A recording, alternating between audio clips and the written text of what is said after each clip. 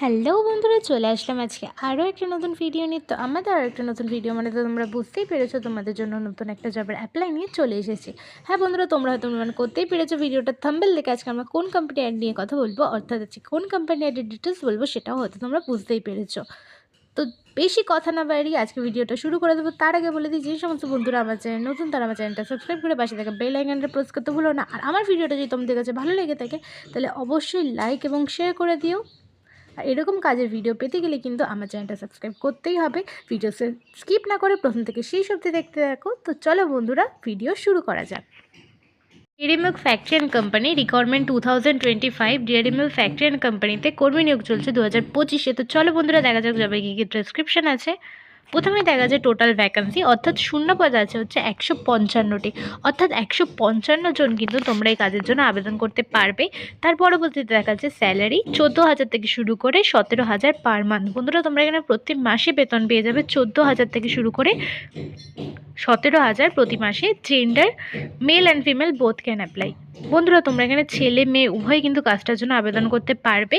Qualification any degree. বন্ধুরা, তোমরা যে কোনো যোগ্যতায় কিন্তু এই কাজের জন্য আবেদন করতে পারবে। Experience no. বন্ধুরা, তোমাদের কাজটা আবেদন করতে গেলে পুরনো কোনো অভিজ্ঞতার কিন্তু প্রয়োজন হবে না। তার সাথে দেখা যাচ্ছে রুম অ্যান্ড ফুড ফ্রি। বন্ধুরা, তোমরা এখানে থাকা খাওয়া দুটোই কিন্তু বিনামূল্যে পেয়ে যাচ্ছ। তার সাথে তো নানা রকম ফেসিলিটি পাচ্ছ, সেগুলো হচ্ছে পিএফ, ইএসআই, ওটি, ইনসেন্টিভ প্লাস বোনাস তো এখানে পেয়েই যাচ্ছ। তো দেখা যাক এজের কি লিমিট আছে। ছেলেদের জন্য বয়সীমা আছে 18 বছর থেকে শুরু করে 55 বছর, আর মেয়েদের জন্য বয়সীমা আছে 18 বছর থেকে শুরু করে 45 বছর। এই বয়সীমার মধ্যে হলেই কিন্তু তোমরা এই কাজটার জন্য আবেদন করতে পারবে।